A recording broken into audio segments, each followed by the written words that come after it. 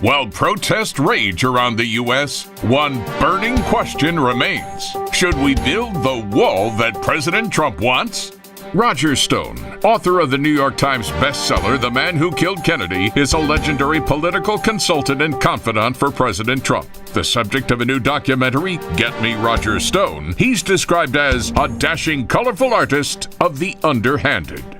Former U.S. Marine Adam Kokesh is an outspoken American talk show host, political activist, and author of the new book, Freedom. I don't see any moral issue. We have the perfect right to determine who becomes a United States citizen and who comes here.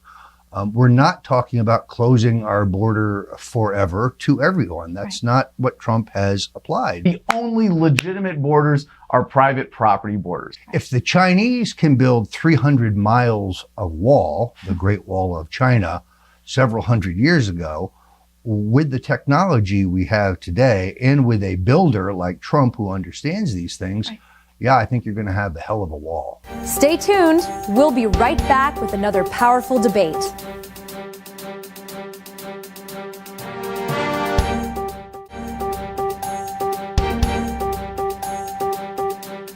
Hello, I'm Marcus Lloyd, and this is Truth Trial, the show where we put important issues of the day on trial so you decide the truth. Does it seem harder to wade through all that spin to figure out the truth? Well, you've heard of the court of public opinion, right? Well, this is it. Our question tonight is illegal immigration in the United States. Should the U.S. build a wall as Donald Trump has suggested? Well, we have our two debaters here in studio to debate the topic. Please welcome Roger Stone, a political strategist and New York Times bestselling author whose new book is The Clinton's War on Women. And his opponent today will be Adam Kokesh, a YouTuber and political activist and author of the book Freedom. Okay, it looks like Roger will be the one starting, and you will have 2 minutes for your opening arguments, and that will be followed immediately by 2 minutes from you, sir. And then after that, we will have an unmoderated 5-minute section of follow-up questions from both. And so now, let's let the debate begin. This is Truth Trial. Thank you very much. Our current immigration system is badly broken. We have a porous border in the South. We have an immigration system that conducts no serious background check on the people who would come here. We are a nation of immigrants, and I and Donald Trump do not oppose an immigration system that actually works, in which people could come here legally for the promise of America. But to have a system in which we do not inspect has been a mistake. The problem of crime committed in this country by illegals is a legitimate crime. Now, some argue when you compare the number of people with the number of illegals who come to the country with the number of crimes they are responsible for, that the number is not large. I think that misses the point. The murder of one U.S. citizen by one person who is here illegally is one murder too many. Realistically, we can seal our border. This is an engineering feat that is much less challenging than the building of the Great Wall of China several hundred years ago. It can be done, but it is not to seal our borders for all people for all time. It is to seal our borders until such time that we have a system that allows us to examine the social media postings of those who apply to come here. If someone is saying on their Facebook page, Ali Akbar, death to all the Jews, I don't want them in America. In order to understand the issue of borders, we first have to understand what government is. Governments are territorial monopolies on the initiation of force and violence, and borders are nothing more than imaginary lines drawn on a map to control freedom of movement and to give people a sense of national identity. The very concept of restricting freedom of movement is unethical. To say that you can't go from point A to point B because politicians drew these lines on a map and wars and circumstances of history created these restrictions, it is an anti-freedom position to say that we should have any control over free people's freedom of movement. It is anti-free market because it prevents free exchange across those imaginary lines. It imposes a form of taxes, regulations, and restrictions on free commerce that is essential to human progress, happiness, and cooperation. It is unethical fundamentally to say that you cannot do this. It is against the right of the individual to exercise their rights based on the fact that you, as a free, beautiful, independent human being, own yourself, and that is the source of your rights. The very concept of this is based on a collectivist idea that because we are a country or a nation, we have the right to do something that is unethical. But when it comes down to it, as individuals, we have no right to do something just because we come to a bigger group in order to do it. It's also a violation of private property. I'm all for borders, except they should all be defined by private property, not by this ridiculous collectivist illusion of nation states. So the government is not just the people who tax you and regulate you and tell you how to live your life. These are people who want to control you for the purpose of exploitation. So when Roger makes these appeals to fear and say, well, there's these negative consequences or these negative consequences, says we need an immigration system that works, who's it really working for? Certainly not you, certainly not me, but I would go a step further in what we talk about what it means to be American. And if being American has anything to do with standing up against injustice, defying authority, and standing up for freedom and doing what is right, then the people who jump the border are far more American than most Americans today who would sit on the couch and turn to government, turn to the authorities, turn to the violent thugs in order to provide illegitimate services. We'll be right back after these messages from our sponsors.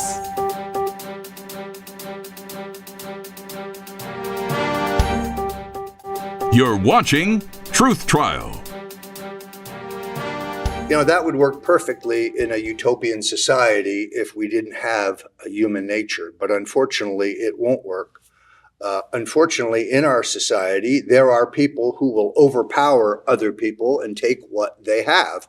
Human nature is not such that everyone is good and everyone is a person of both morality and integrity. And therefore, I think Adam would tell us we don't need a police force. We don't need an army or a navy. We don't need a national defense. Citizens can defend themselves. It's a great concept. I agree with it in the laboratory.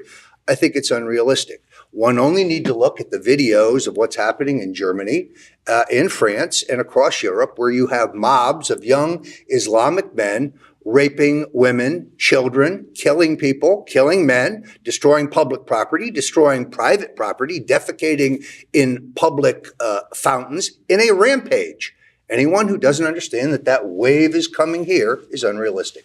Well, what's actually unrealistic is the idea that government can do anything effectively. I mean, we've seen that over and over again. And even when it tries to do something like control freedom of movement in the sense of borders, it fails miserably. So to think that miraculously, all of a sudden, we're going to get government policy perfect and we're going to finally be able to achieve this one noble objective, that's utopian. But the idea of government itself is utopian. The idea, because exactly of what you said about human nature, that because people are bad, somehow we need to put some people in power.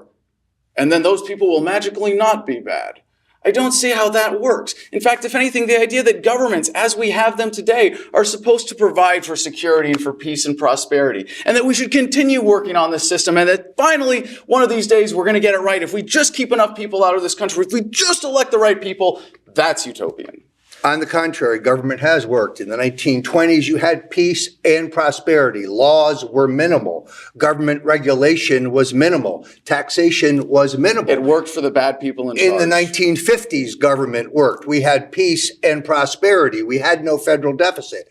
Taxes were low. Spending was capped. Borrowing was non-existent. No, government can work, and it has worked. It has not worked in the last 30 years because we have had, despite the fact that there are two parties, we've had one governing philosophy, the New World Order, the neocons.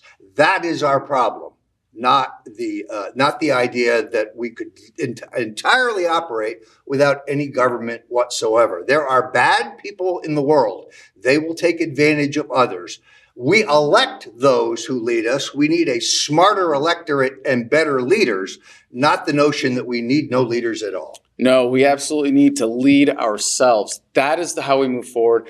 That is how humanity progresses. It doesn't come from giving up our sovereignty to some ruling force. It doesn't come from giving up our rights to do that. And in the case of borders, what we have is you're saying, let's do this unethical thing. And I think you would even admit, you call yourself a libertarian, but it's not libertarian if you're taking an anti-freedom, anti-free market, anti-ethical position. Because libertarian means you believe in freedom as an ethical philosophy. The non-aggression principle, I own myself, therefore it's wrong to initiate force against me. And if you say like, well, yes, we're controlling freedom of movement, we're restricting people's ability to live where they want, to go where they want. In fact, you're talking about violating my property rights. I own a piece of land in Arizona. If I want to invite somebody onto my land from anywhere in the world, what right do you have to put a wall in our way, to say that you can't do that? And the entire premise of the argument that you've been making so far is an argument from practicality based on the fear of pre-crime. Someone might do something unethical, so we have to do something unethical to stop them. And somehow we're going to create an ethical society. Again, extremely utopian. On the contrary, my arguments are based in reality. Who will protect the weak? Who will step forward for those who can't defend themselves? Who will step forward for those who don't own firearms? Government does not protect the weak. It protects the elites. It protects both in some instances. I would agree that the elites have led us in the wrong direction. When you want to talk about protecting the disadvantaged, you should be able to protect the rights of people who want to go where the work is. You think everyone is good. That's your No, absolutely problem. not. Who will defend those who cannot defend themselves? Well, don't you believe in the free market? Yes, I do, but So I let's also have believe private security. that those with guns will kill those without guns. And how will that be redressed? How? Oh, so like the problem that you mentioned about immigration in Europe coming from the American government sending people with guns like myself when I was in the Marines. It's okay, I'm better now. Who went and terrorized those countries, who went and created those problems in the first place. Yes, It's all of which unethical people. All of which I oppose. Thank you. Right, so the Iraq War, all again, of which I oppose. One Yes. unethical position does not justify another. So you can't say you're because trying to of live this, in a perfect world that just does not exist. I don't think this is a perfect world that we're talking about. This is just about making it that much more ethical. Well, Anarchy. hey, What you propose is anarchy. All right, I'm going to have to wrap you guys up to stop you here. It's been a great debate. I thank you so much for what you guys have done. We are going to go to a break, and then we'll come back and hear closing arguments from both.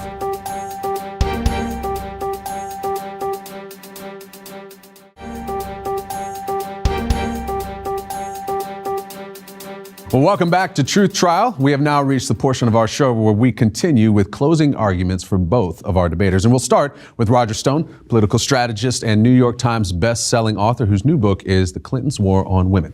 Roger? I am one who believes that our immigration system can be fixed by applying common sense, by being able to vet those and look at the social media postings of those who would come here. We can have a system that allows legal immigration. We are a nation of immigrants.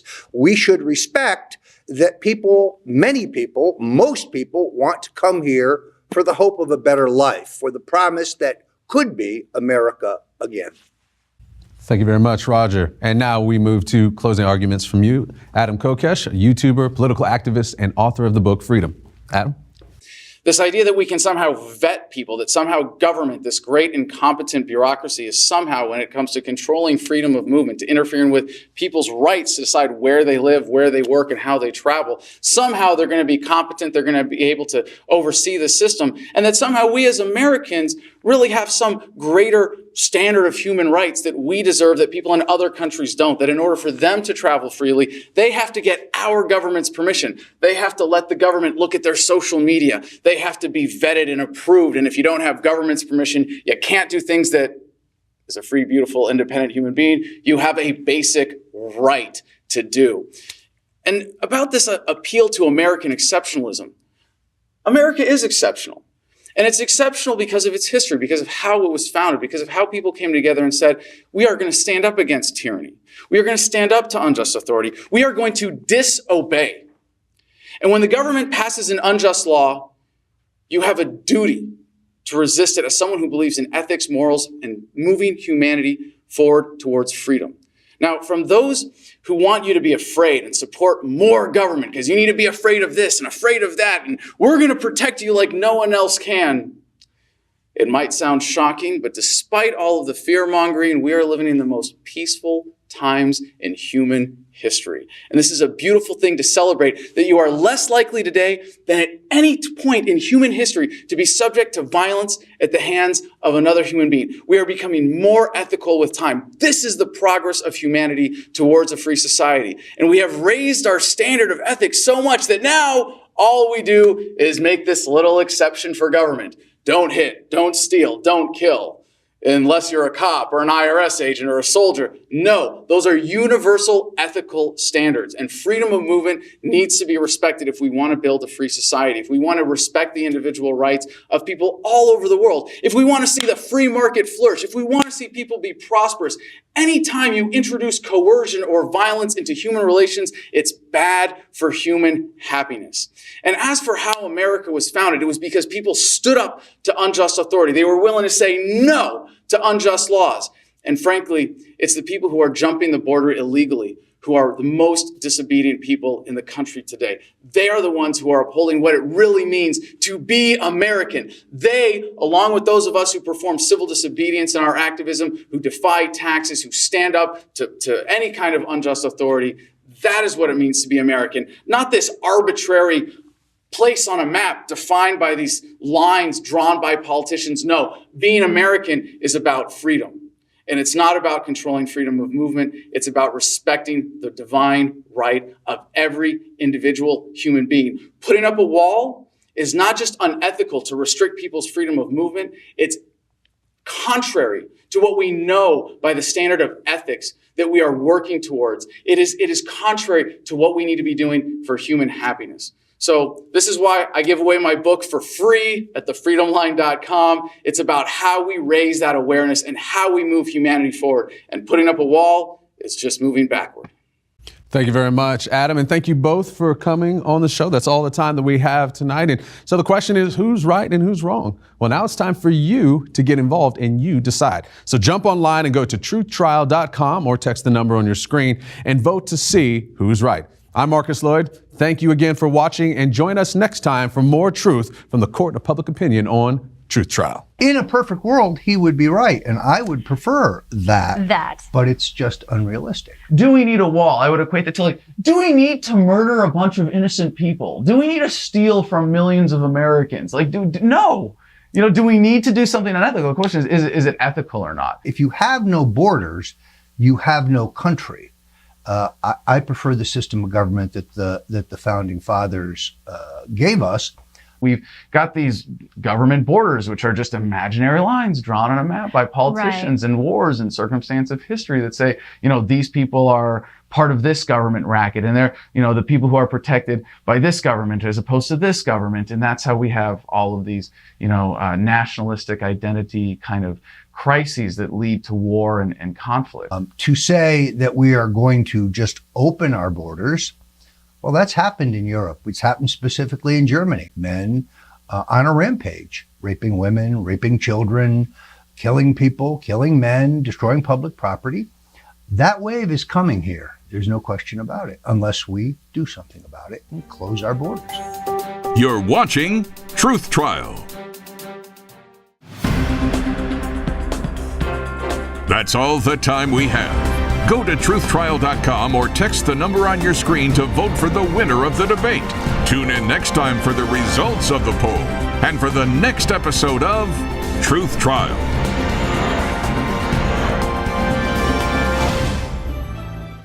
Got a great show idea for Truth Trial? We want your ideas. Submit your show ideas or tell us about your expertise on an important topic. We are on the lookout for credible, informed, and dynamic guests. Contact us now at www.truthtrialguestinfo.com. Join us at www.truthtrial.com every week to examine high-impact issues that affect your life. Do you know the facts? The real facts. Watch extended versions of our previous and current debates. Get an in-depth understanding, with both sides presented, of issues that directly impact you. Watch these one-on-one interviews up close with our host. You can also watch full shows of Truth Trial on our website anytime and cast your vote for the winner.